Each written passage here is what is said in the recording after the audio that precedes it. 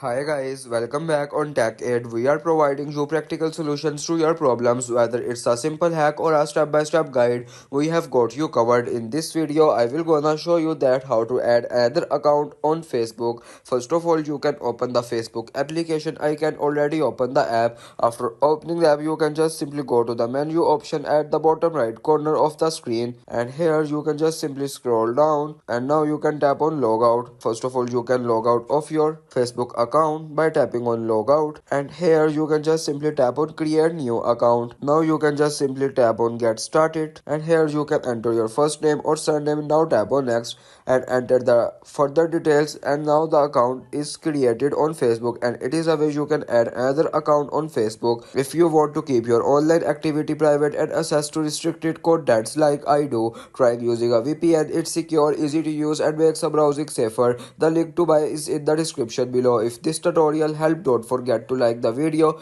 and subscribe for more practical solutions. Got questions or need extra help, drop a comment below and we will be happy to assist you in the next one. Thanks for watching.